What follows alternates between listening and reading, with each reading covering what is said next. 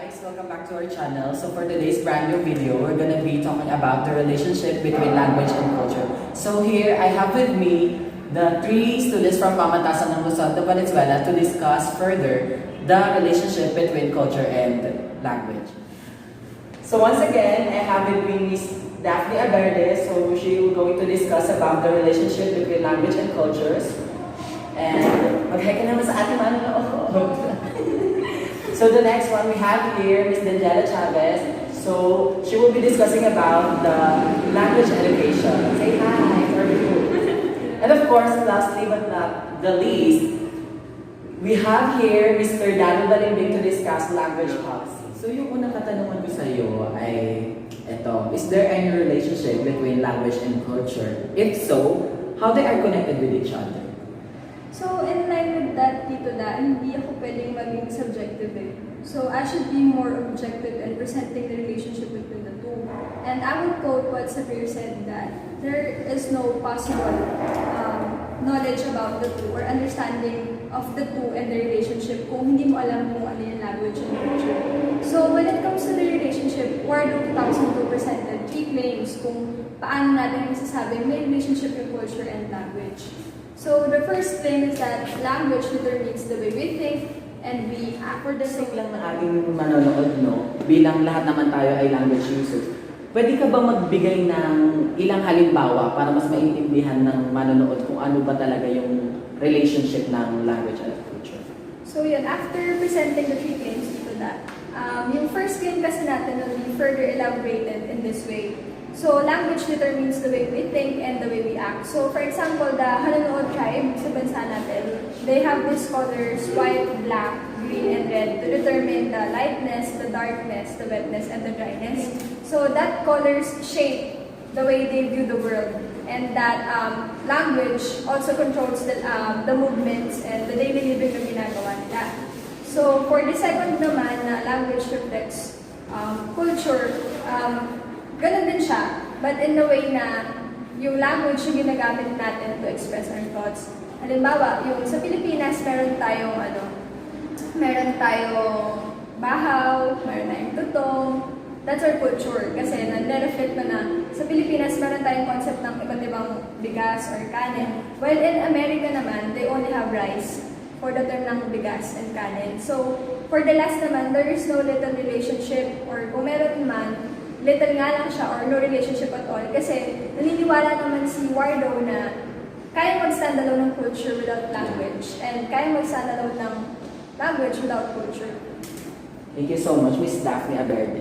So, good afternoon ulit, Miss Dani. So, yung tanong ko naman is in line with language education. Since alam naman natin na one of the purpose ng language is to disseminate learning. So, ang tanong ko is, what is language education?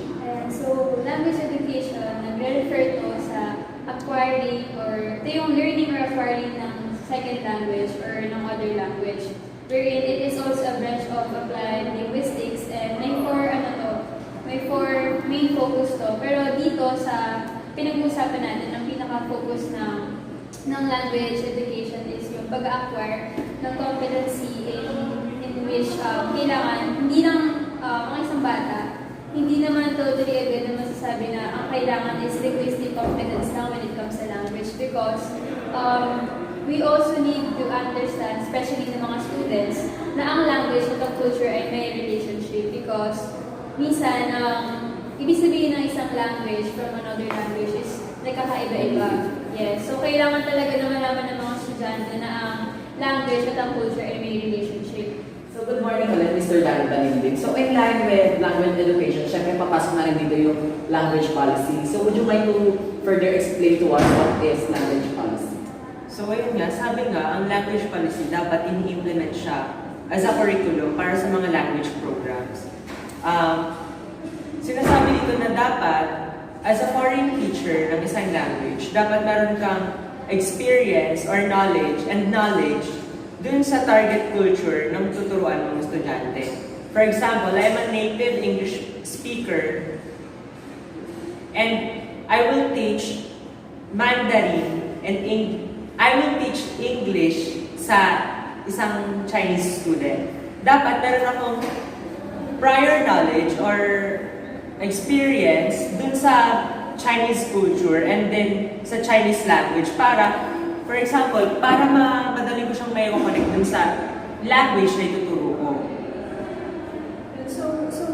For further explanation din doon, kailangan kasi na maging competent ka sa isang language na ituturo mo, lalo na kung hindi yung first language mo or native language mo. So, you can fully perform dun sa mga tuturuan mo. So binigay ng example doon, kung English speaker ka and then magtuturo ka ng Mandarin sa isang, halimbawa, Indian na student. So, magkaiba kayo ng culture and magtuturo ka ng another language na hindi in line dun sa language na alam niyo parehas. Kailangan immersed ka talaga sa Mandarin. Kasi yung language is not about just composition of words. Kailangan alam mo din yung proper usage and entire context. So that will fall under the education. So yun, tanong ko lang, mas may advantage ba yung pagtuturo ng same culture kayo? For example, ako, Filipino, tuturuan ko yung kapwa ko Filipino ng language na ito. Sa tingin mo, mas may advantage yun? Oh, may mas advantage yun. Kasi syempre, nanggaling kayo sa same culture eh. And then, ang magiging advantage yun is, yung context na ng mga words, yung pinanggalingan ng words na yun is mas madaling maiintindihan ng tinuturuan mo kasi same culture kayo nang galing. Bale, parehas kayo may prior knowledge dun sa culture na inaalam nyo, sa language na inaalam niyo. And language is so complex kasi kung ikaw native speaker ka na isang language, within that span of time na inaaral mo siya up to now, alam mo yung pasikot-sikot. Unlike kapag foreign ka, tapos magtuturo ka ng language na hindi rin familiar sa'yo, hindi mo siya matututunan within a year lahat ng komplikadong word doon. So, advantages talaga kapag language mo yung ituturo mo dun sa iba. Thank you so much sa inyong dalawa.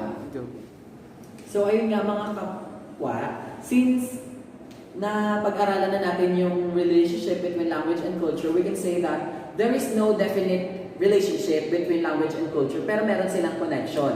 Because according to Franz Boas, culture is embedded to language, meaning to say, sa isang language, meron ng connected na culture doon, wherein nag-i-interplay ang culture and language. Because we have what we call linguistic relativity and linguistic determinism, meaning to say, every individual differs when it comes to viewing the world. Ibig sabihin, yung culture and language has to be connected because for us to better understand each other. So sa relationship between language and culture, papasok din dito yung tinatawag natin concept na circumlocution, wherein yung words na gagamitin natin, imbis na i-describe natin yung isang bagay, meron na tayong translation. Like for example sa snow. Di ba alam naman natin na dito sa Philippines, iba yung culture natin kasi meron tayong ibang klase ng weather kumpara sa kanila. So ibig sabihin, tayo, imbis na i-describe natin kung ano yung snow, meron na tayong word na snow. Hindi na natin kailangan i-describe na umuulan ng puting crystal-like shaped ice na ganon. Ang gagawin na lang natin, sasabihin na lang natin yung term na yun, which is snow. So ibig sabihin, makikita natin na yung language and culture is interdependent sa isa't isa. Also, we can say that language and culture is connected dahil according sa article na nabasa ko, yung culture defined as fini-fill in niya yung personal needs natin. So, ibig sabihin, culture creates experiences. So, ang ginagawa lang ng language is tinatranslate niya yung mga experiences na yun sa thought. So, ibig sabihin, yung dalawa ay connected with each other. We cannot say that the two of them are totally related, pero kahit papaano, meron silang relation sa isa't isa. And from it, masasabi natin na understanding the relationship between language and culture is very important because from there, makasasabi natin na nagkakaroon tayo ng better understanding sa isa't isa. Because according nga sa linguistic anthropology, it not only focuses more on understanding the people, but understanding with the people. So, ibig sabihin from there, hindi lang natin pinag-aaralan yung tao, but pinag-aaralan din natin yung culture, behavior, tradition, and language na ginagamit ng tao. Like, for example, kung paano ginagamit ng certain person yung language na to, kasi masasabi natin na kapag nag-change yung language, dapat mag-change din yung culture kasi nga connected sila sa isa't isa. Yun lang.